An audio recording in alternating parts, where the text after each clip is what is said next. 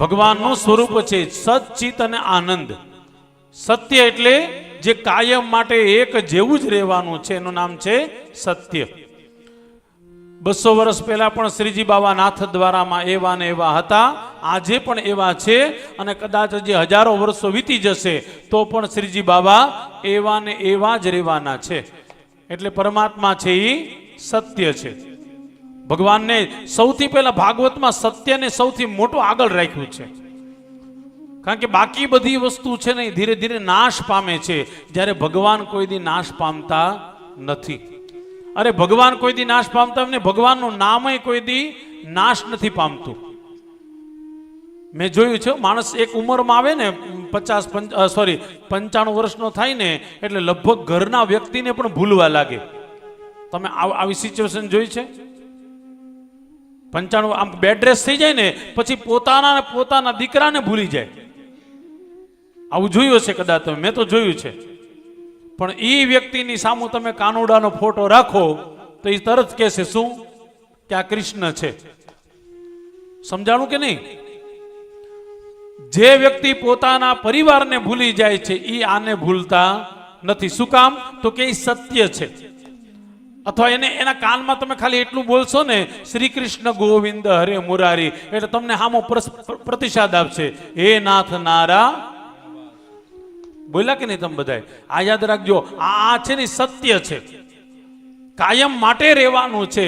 કદાચ 95 વર્ષે નહીં, એકદમ એન્ડ મુમેન્ટ આવી ગઈ હોય ત્યારે પણ કોક આપણને કહે ને તો ભલે જીભથી ન બોલી શકે પણ અંદરથી બોલાઈ જાય. શું કામે?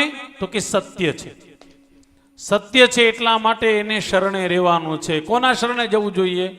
તો કે જે સત્ય છે.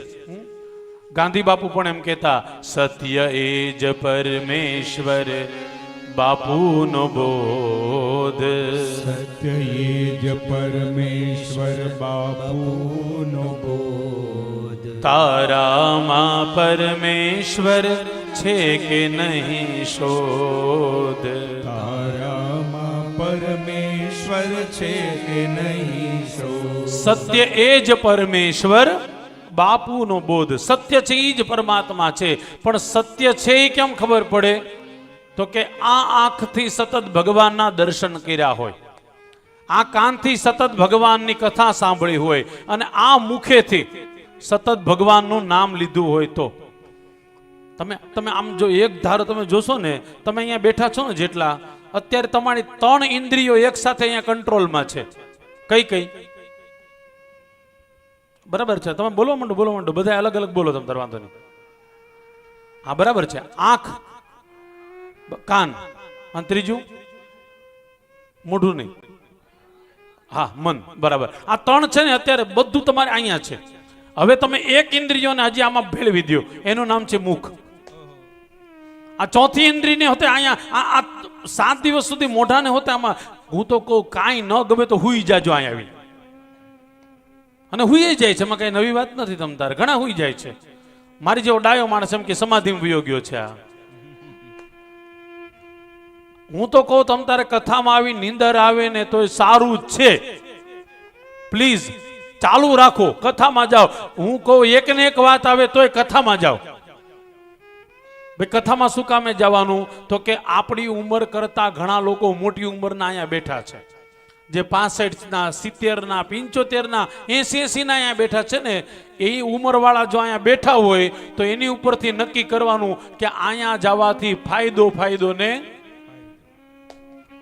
બીજે બધા જાશો તો ન્યા ફાયદો નથી, પણ અહીંયા ફાયદો જ છે. એટલે પહેલા દિવસે સવારમાં મેં કથામાં કહી દીધું કે એ કથામાં આવો જ, અને જેટલો સમય મળે એટલો કથા સાંભળો. આપણી જે પાપ કરતી ઇન્દ્રિયો છે ને એને આમાં લગાડી દો. અને 7 દિવસમાં સાહેબ અનુભવ સાથે કહું છું, હું કોઈ કઈ ભગવાન નથી, પણ અનુભવ સાથે કહું છું, જો તમે 7 દિવસ સુધી આદત પાડી દીધી હોય ને, પછી ધીરે ધીરે આદત પડી જશે. અને આ 7 દિવસ પછી પોથી આમ જશે ને તો પણ 8મા દિવસે આ સમય આવશે એટલે તમને એની યાદ આવે ને આવે જ. અને જ્યારે પણ યાદ આવે ત્યારે તરત ને તરત ભગવાનને યાદ કરો, આ કથાને યાદ કરો કે નહીં, આ સમય મારો ક્યાં ગયો તો? કથા મંડપમાં. અને હું શું કરતી હતી તો કે કાનથી કથા સાંભળતી હતી, ભાગવતજીના દર્શન કરતી હતી, મારું મન પોરવાઈ ગયું હતું અને મારા મુખેથી શ્રી કૃષ્ણ શરણમ મમ અથવા ઓમ નમો ભગવતે. સાહેબ, આ પાપ કરતી ઇન્દ્રિય છે, યાદ રાખજો. આ પાપ કરતી ઇન્દ્રિયો છે, એને આપણે આમાં લગાડવાની છે અને પરમાત્મામાં સોંપી દો. પછી પરમાત્મા કે હવે તું ટેન્શન મુક્ત થઈ જા, હવે બધી મારી જવાબદારી. એટલે 7 દિવસમાં તમારે મારે એક કામ ચોક્કસ કર્યો. હજી એક વાર કહું, બનશે એવું કે તમને એમ થશે કે આ કથા તમે સાંભળી જ, હવે સાંભળેલું જ સાંભળવાનું છે, એનું નામ જ ભાગવત છે. પણ છતાંય આમાંથી એવું નવું નીકળતું જાય છે, દિને દિને નવમ રોજ નવું નીકળતું છે. આ નવું નીકળે છે એટલા માટે જ આપણે આપણો ટાઈમ કાઢીને આવીએ છીએ. આ ઘરધણીને પૂછો જોઈએ કેટલો ખર્ચો થાય.